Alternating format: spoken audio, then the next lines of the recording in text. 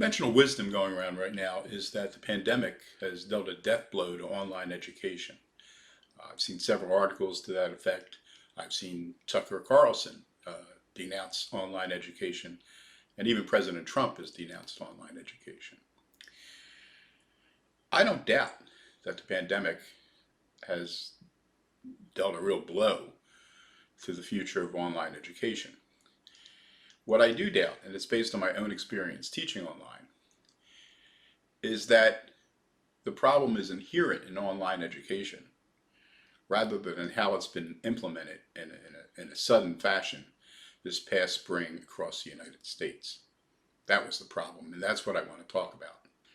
I've been teaching for about 40 years. I've been teaching full-time 29 years at the university level. And I've been teaching exclusively online since the fall of 2013. So basically 7 years. Now, that's enough teaching online to understand that there are inherent weaknesses in online teaching. There are things you can't do that you can do in a classroom. But I've also come to realize there are things you can do online that you can't do in a classroom. And the various lists of those things are many, and I'm not going to go into them in this video. The key to teaching online and doing it well, and again, I've been doing it for 7 years. I've taught basically every course I've taught online that I used to teach face-to-face. So I have a lot of experience, and I have big classes. I've had as many as 25 students in my graduate classes. The norm in the department is probably about 4 or 5. And I've had as many as close to 80 undergraduates in some of my classes. And I have some of the highest enrollments in the department.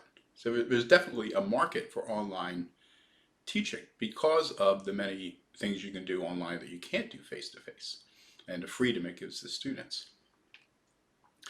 The key, and this was drilled into my head before I started teaching online, is to approach online in a different way. You just can't take your face-to-face course and make it an online course. You have to philosophically approach it from a very different perspective. And you have to try to find ways to minimize the impact of the things you can no longer do that you used to do face-to-face, but to maximize the advantages you get from teaching online. And if you can do those things, you can be a success. Now, this past spring, I guess it was March at some point, it was during spring break. Because of a pandemic, East Carolina University decided that they would extend spring break by 1 week, and when everybody came back, everything would be online. That was it. A sudden announcement. You were teaching face-to-face. When you went off on spring break, you come back 2 weeks later, and you have to teach online. And you had roughly, faculty had about 5 days to figure out and approach how they were going to do this. Now let me go back to 7 years ago when it was decided that I would teach online. The university had asked for volunteers. I had volunteered for reasons I won't go into. And before they would let me teach online, what did they make me do? I had to take a course on online teaching delivered by people who had been doing it in other areas of a university where they'd been teaching online and had established online programs. It was a full week course, 6 hours a day, so it was basically 30 hours of training with materials that they gave us and all this other stuff. And, tests and things. And we got all this training. It was extremely helpful as a preparation for teaching online beginning in the fall, which is what I did in the fall of 2013. I started switching my courses over online. And basically, since then, I haven't taught a face-to-face course at the university. What did we learn in the course? Well, we learned about structure and approach, that the philosophy of designing an online course is very different than the philosophy of designing a face-to-face course because of the various things you can do and can't do. So you have to approach it entirely differently. You just can't try to, take your old course and jam it into online delivery. It doesn't work like that. And it was drilled into our heads. If you do that, you will fail. You will fail. So that's the first thing you have to understand. You have to try a very different approach. You have to maximize the things you can do online and minimize the the things you can no longer do that you used to do in a face-to-face environment. We learned about hardware. You know, don't, I remember somebody told me, don't record your videos off a camera in your laptop. They're going to look like hell. Get yourself some sort of, desktop camera and use that. So you need some technology. Make sure you have a decent internet connection, because when you record your videos and they become very large files, you got to upload them. So if you have a crappy internet connection, you're gonna have a problem. Make sure your software is updated. Make sure your computer is not that old, because what's happening is online software keeps developing every year, just like all other software for anything. It keeps getting bigger, it gets more powerful, it takes up more space, and it poses greater demands on whatever machine you're using, in terms of speed, in terms of memory, in terms of storage. So you need to take all those things into consideration. How fast is my ISP? Can I get a faster one? Am I using a dial-up modem? I remember somebody saying, don't even think about it.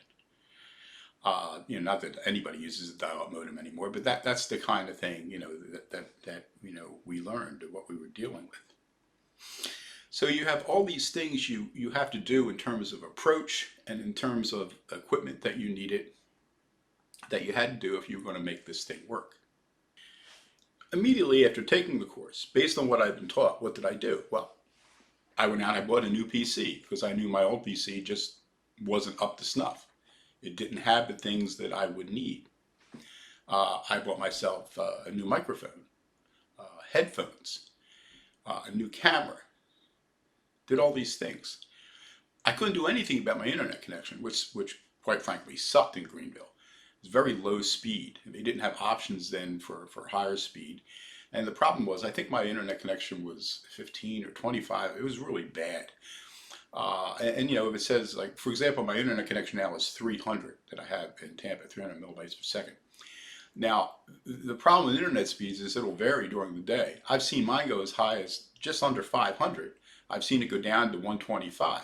It depends on usage. It depends on any number of things, weather, if there's storms around, or it's raining. I mean, it goes up and down, but there's generally a cycle to it. So you have to have, there's a free software app you can get, and it'll track your internet connection. So you can see, for example, where I live now, when I used to record videos, the best time is in not early morning, but somewhere between, say, 9:30 and 11.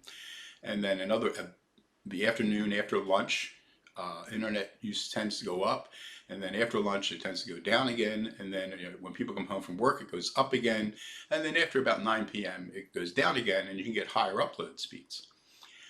Because one of the biggest problems is upload speeds are usually a tenth of what your download speeds are. So if your upload speed is or download speed is 25, you're going to get a single digit upload speed, and it'll take forever to upload a video. MediaSite, which we use for videos at ECU, many of my lectures are, if you look at the files, 3 files, I won't go into all that, but it's about a gigabyte. So if your internet connection is an upload speed is in single digits, and you're trying to upload a gigabyte of material, it's going to take forever. And that was one of the problems I had, and it took me a while to figure out all the things that was going on. I needed a faster internet connection. The other thing you need, especially if you live when I lived in Greenville, I used to call them micro power outages. The power would just go off, be back on again in 2 or 3 seconds. It wasn't like the power was going off for a week. But whenever it would do that, my computer would shut down. If I was recording a video, it'd be lost. If I was uploading a video, I'd have to start all over again. And it was a real pain in the ass. So one of the other things I ended up buying were backup power supplies, so that even if the power went off, I could keep working. The camera would keep working, the computer would keep working, usually the internet would be working even if the power went off. So there's all this hardware that you need if you're going to make this work well. And if you don't have it, if you don't want to put the investment into it, and the university didn't pay for any of this, I mean, since I started teaching online, I've had 2 computers. I've upgraded the second one with more memory, a better graphics card, power supply, storage, faster storage, bigger storage, from hard drives to SD. I've made all kinds of upgrades and purchased new equipment. I'm on my two, three, a fourth internet camera. I've got, microphones. I've got, I even have lighting now that I didn't have before. So I've done all these things over the years to make this thing work. Now, if you look at all that I've done to teach online and teach well online, I have loads of students who take my courses. If you look at all the things I had to do in terms of equipment, experience, training, and then you look at what happened at ECU in the spring and other universities across the country, it's not just ECU, where, what happened? They made a quick decision. We're going to make everybody teach online. Now, what does that mean? I know in my department, probably a third of the department were dead set against online teaching. They didn't want to have anything to do with it. They just, philosophically, they had a problem with it. There was no way you could make them do it, but the university made them do it. What happens when you put somebody who doesn't believe and doesn't like that approach to teaching, and you take them and force them to use that approach for teaching? Right away, you're asking for problems. The other thing was, none of these people had any training, or few of them did. A few had taught some courses online in the past, so they had some experience. But many of them had never taught online before. Some of them didn't even use Blackboard, which you can use even if you teach face-to-face for handling papers and things, so you don't get stacks of essays being turned in. They can turn them in there. Saves a lot of paper. They had no training. I mean, the training sessions opened the week after classes resumed. So you had faculty coming in, teaching online on Monday, and training classes weren't available until the following week. By which point, whatever they've done in terms of redesigning their classes for online delivery, it's already too late. I mean, this was just a recipe for disaster. And that's what it became. And I would argue it's not the fault of online delivery, it's the fault of how it was implemented.